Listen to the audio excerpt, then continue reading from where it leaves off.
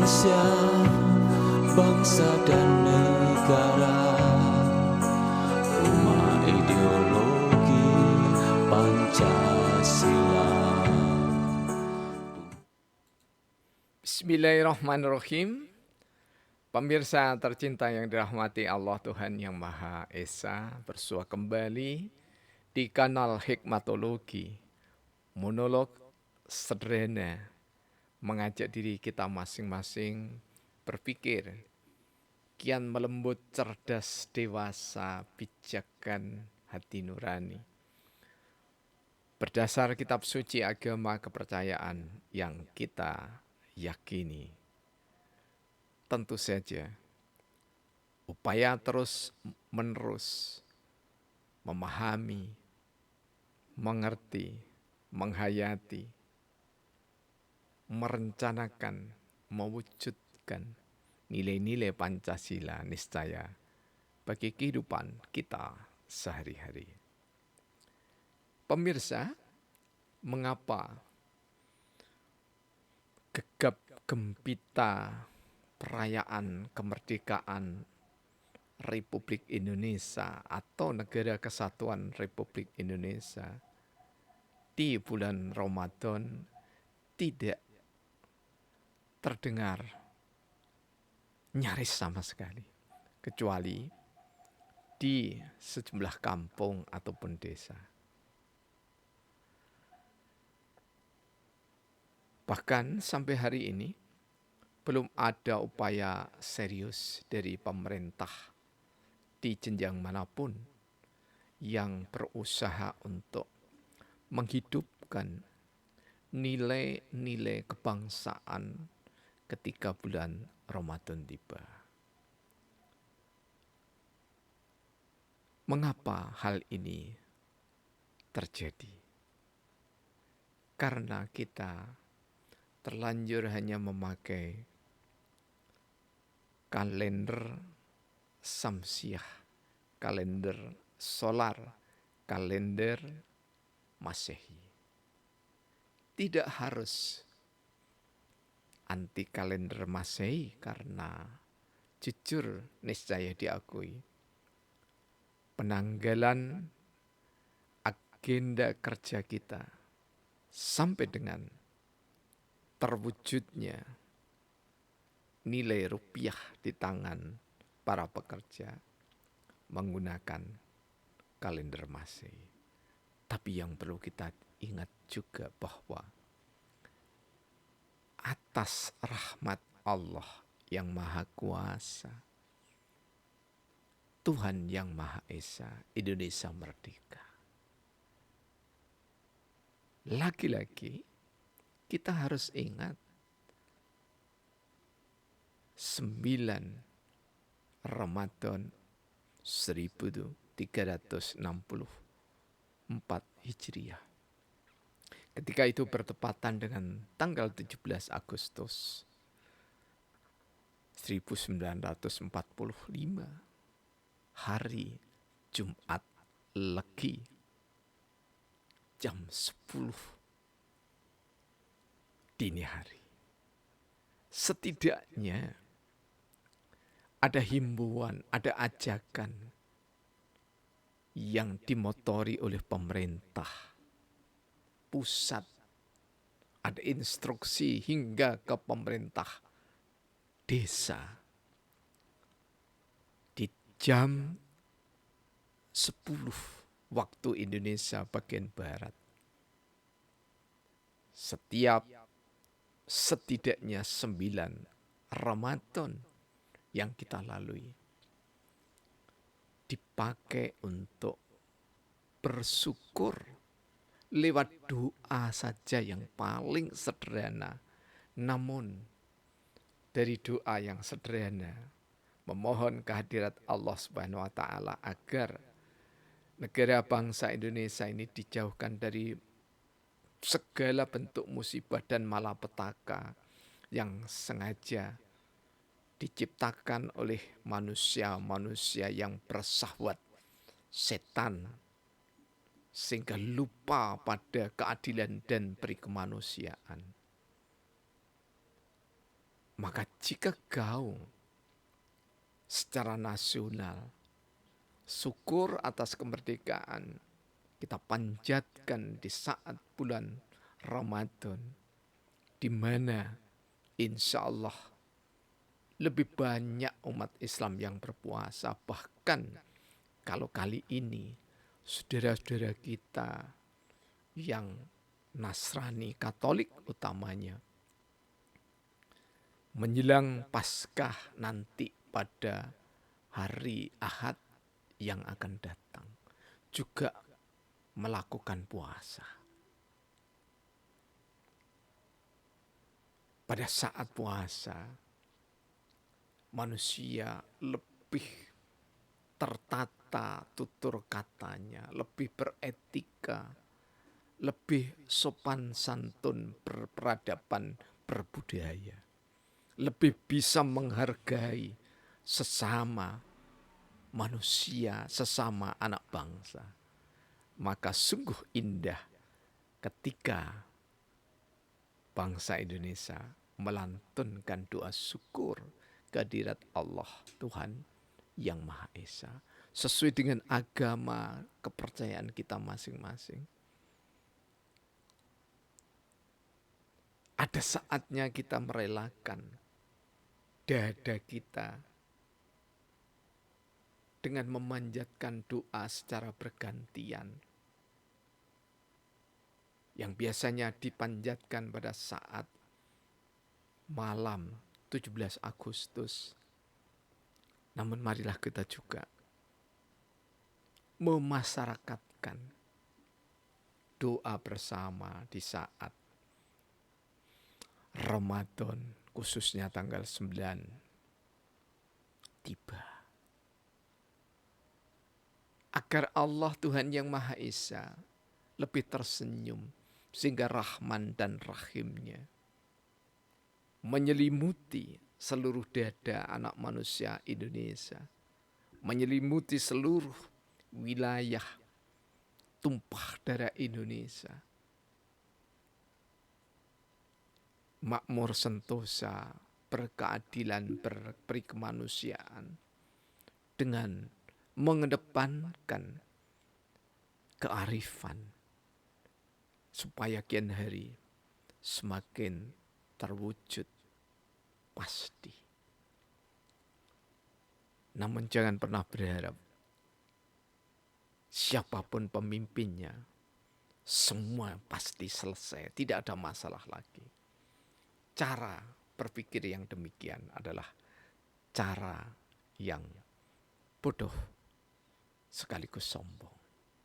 Disebut bodoh karena merasa bahwa pemimpin yang dielu-elukan, yang dipuja-puja, yang disubyo-subyo itulah yang paling benar, yang paling adil.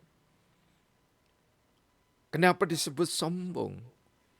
Karena berarti menisbikan sekaligus menista pemimpin berikutnya yang akan meneruskan tongkat estafet proses pembangunan bangsa ini.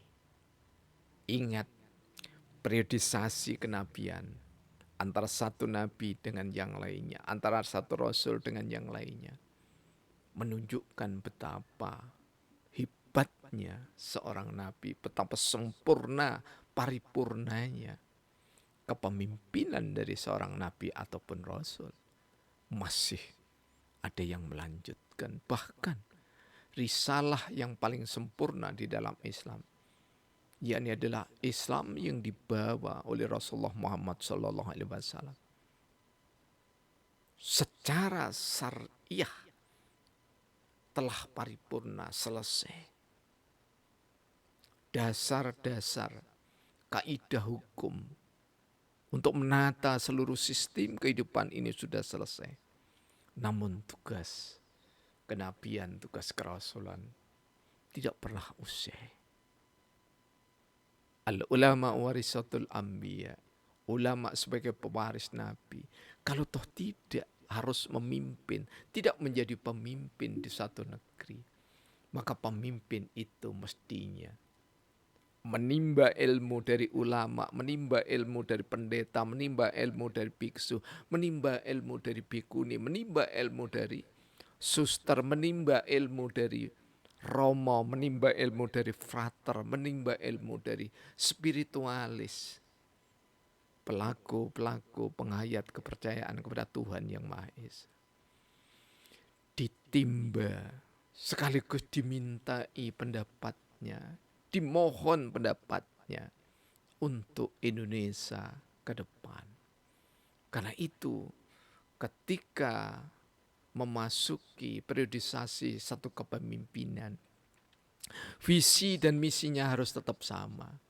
Visinya adalah penjajahan di atas dunia harus dimusnahkan berdasar pada peri keadilan dan peri kemanusiaan. Ini adalah misi seluruh pemimpin, mulai dari ketua RT sampai presiden, sampai ketua MPR, DPR, bupati, wali kota, kepala desa, camat, lurah, dan seterusnya.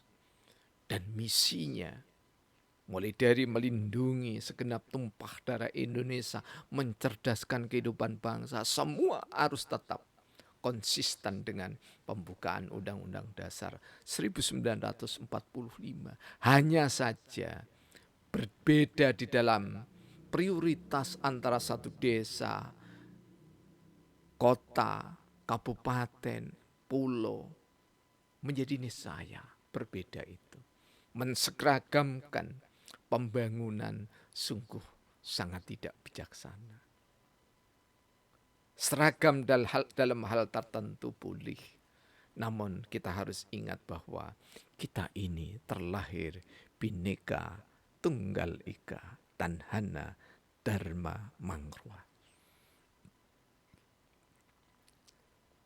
Pemirsa netizen yang kami muliakan, saudara sebangsa setanah air, marilah kita tidak sibuk, apalagi di bulan Ramadan, untuk mencari-cari permasalahan, mencari kesalahan antara satu anak bangsa dengan yang lainnya. Jika itu sudah jelas salah, maka harus ada kerelaan untuk saling bertegur sapa, bermusyawarah, untuk mencapai hikmat kebijaksanaan dalam permusyawaratan perwakilan, menuju keadilan Indonesia yang berdasarkan atau bersumber dari nilai ketuhanan yang Maha Esa. Jika memang kesalahannya itu harus bertalian dengan ranah yuridis, maka peradilan hendaknya terbuka untuk rasa keadilan itu sendiri dan rasa kemanusiaan. Jangan sampai orang tua yang sekedar mengambil pisang anaknya, kemudian anaknya yang tidak punya rasa peri kemanusiaan melaporkan kepada polisi, karena dilihat memang itu bukan haknya, kemudian diterima oleh polisi. Sungguh sangat tidak bijaksana. Laporan yang seperti ini mestinya seperti polisi yang ada di Nusa Tenggara Barat atau Nusa Tenggara Timur. Ketika anak melaporkan pada polisi seorang ibu, maka justru anak itulah yang diberikan imbalan sama polisi yang arif, polisi yang bijaksana. Kalau toh tidak harus seperti itu, maka menolak laporan anak yang durhaka, anak yang nista adalah keniscayaan. Tapi juga jangan sampai karena yang lapor adalah konglomerat, oligarki, hanya karena mengambil sebuah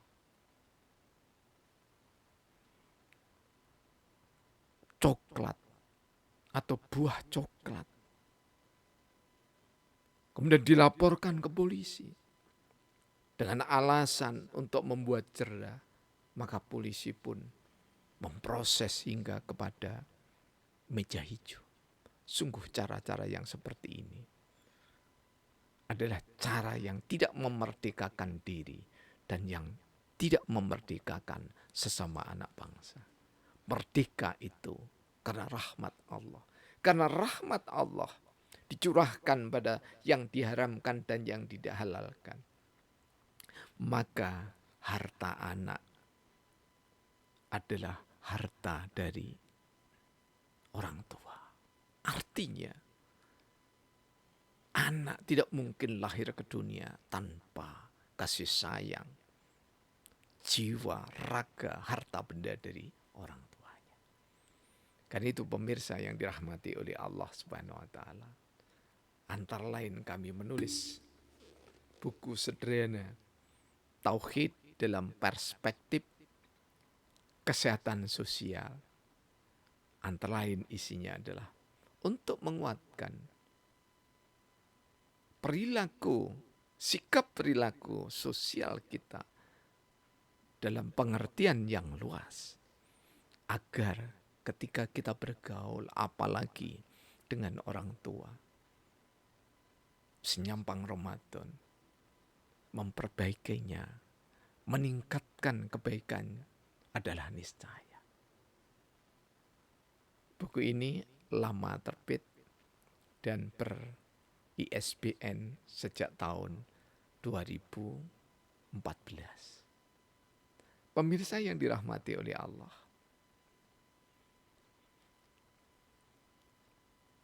buku yang kami tampilkan tadi merupakan oleh-oleh ketika kami ceramah. Jadi ketika kami ceramah dari masjid satu ke yang lainnya, dari tempat yang satu, dari daerah yang satu ke yang lainnya, mulai dari Jawa, Jawa Barat, Tengah sampai dengan Jawa Timur, kemudian Lombok, Bali, sampai dengan Nusa Tenggara, Barat, Bima, Kalimantan. Kami satukan menjadi tauhid dalam perspektif kesehatan sosial. Dan ini salah satunya adalah cover buku ini, karya dari anak-anak kami tercinta yang ada di Masjid Raden Patah Universitas Brawijaya Malang, yang digawangi oleh Ananda Husnan, sarjana sosial. Terima kasih Mas Kusnan dan kawan-kawan. Pemirsa yang dirahmati oleh Allah, mari kita akhiri monolog sederhana ini dengan menyampaikan sabdana yang ke-15.038. Ramadan, bulan kemerdekaan, bagian ketiga. Pejuang di sulut kepercayaan dan agama di Nusantara. Api perjuangan mengobarkan patriotis tokoh pemuda Indonesia. Sumpah Pemuda didahului Sarekat Dagang Islam Nusantara. Semua organisasi pemuda dan keagamaan peran serta bersenjata. Senjata tradisional diangkat. Semangat bergelora demi merdeka. Merdeka jiwanya, merdeka raganya untuk Indonesia Raya. Tokoh Indonesia menyatukan ragam suku, bangsa, agama. Terima kasih atas segala dukungannya. Mudah-mudahan bangsa Indonesia kian hari semakin lembut, cerdas, dewasa, bijak, sehingga Allah semakin ridho untuk Indonesia kian makmur, sejahtera, bahagia seluruh warga negaranya. Alhamdulillahirabbil alamin. Yang telah ditulis pada